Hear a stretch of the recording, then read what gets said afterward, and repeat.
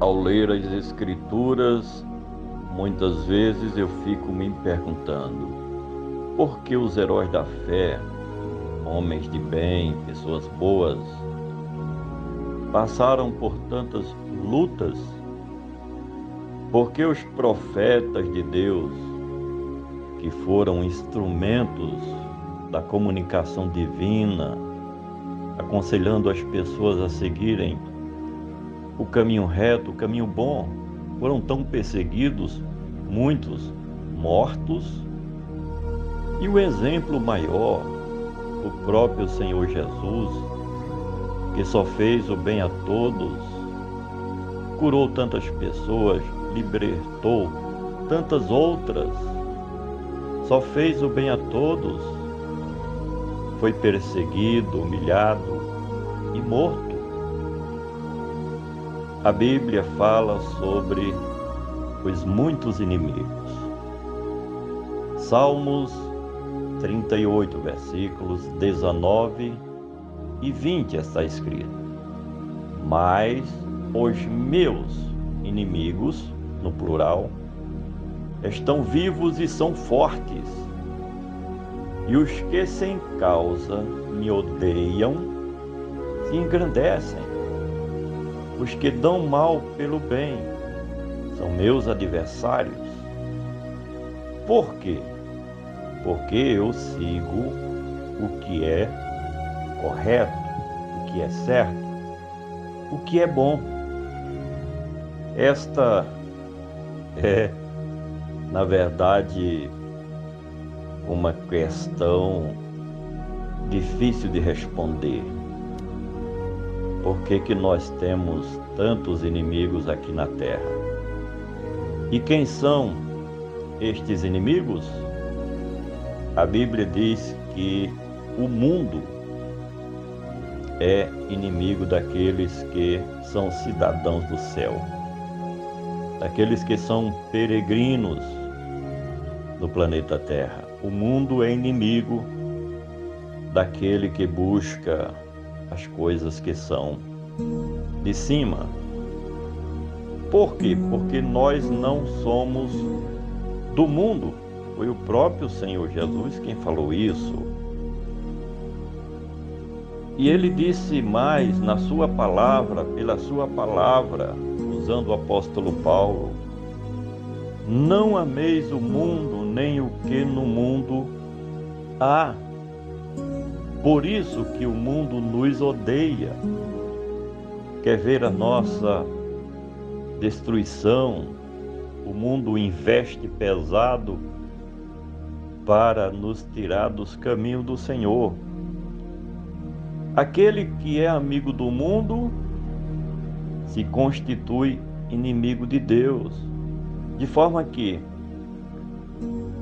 ou somos de Deus ou servimos ao mundo. Não tem outra escolha. O império das trevas também e principalmente são nossos inimigos, o diabo, os demônios, aqueles que são usados pelos demônios aqui na terra.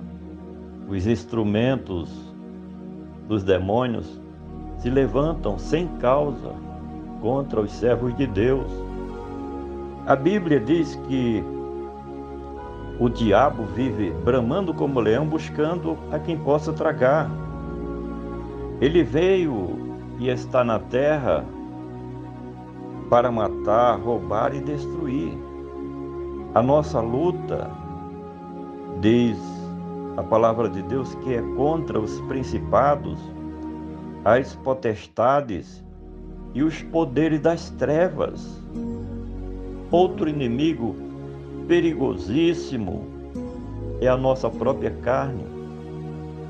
Nós mesmos, quando não realizamos a vontade de Deus, sabe por quê?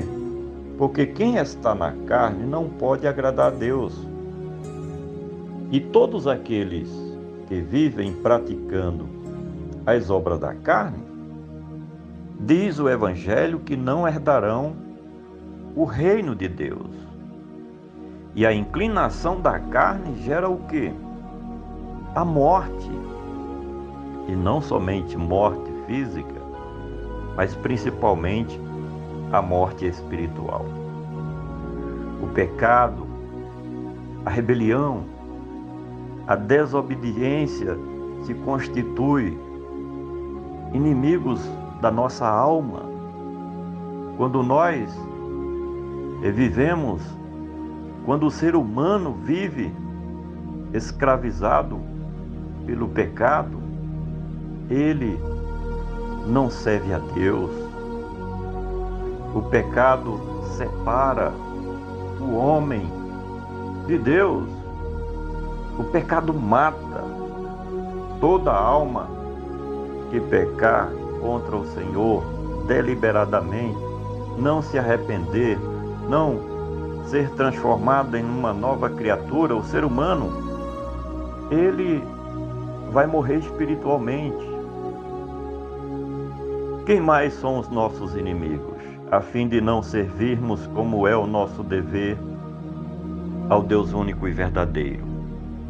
As filosofias humanas do engano, as falsas religiões que estão por todas as partes. Nem toda igreja, nem toda religião, nem toda denominação é certa, é correta, está dentro do centro da vontade de Deus. Não. A cultura, os costumes, as tradições que não agradam a Deus são nossos inimigos também. Precisamos estar alertas para não sermos enganados com tudo isso. O inferno, o Hades, a condenação, a perdição eterna são nossos inimigos também, porque se não tivermos cuidados em servir a Deus, amar a Deus, buscar a Deus de todo o nosso coração, corremos o risco de sermos prejudicados na vida após a morte biológica. O inferno e a perdição nunca se fartam. O inimigo usa todos os artifícios para levar pessoas inúmeras para o inferno. Os ímpios e quem se esquecem de Deus vai para onde? Para o inferno. Todos os inimigos de Deus irão morar lá no lago de fogo. É o que diz o Apocalipse, capítulo 20, versículo 14 e 15. Finalmente, quem é o nosso último inimigo? 1 Coríntios, capítulo 15, versículo 26, fala sobre isso aí. O homem tem que morrer uma única vez, está escrito. Mas o fim é o quê? Depende de cada um de nós, do que nós fazemos, do que nós praticamos. É a segunda morte, se não vivermos de acordo com a vontade de Deus, se não aceitarmos a Cristo como o único e suficiente Salvador. É a segunda morte. E o que é a segunda morte? É a separação eterna de Deus. Como vencer a morte? Somente através do Senhor Jesus. Não tem outra saída. Porque a Bíblia diz que Cristo é o Senhor da ressurreição e da vida. E todo aquele que vive para Cristo, que aceita Cristo como único Senhor e Salvador, está livre da segunda morte, herdando a salvação e a vida eterna. Quero mais uma vez solicitar você para compartilhar esta mensagem com seus familiares, amigos e conhecidos, através das suas mídias sociais, por meio dos seus contatos. Vamos juntos semear a palavra de Deus.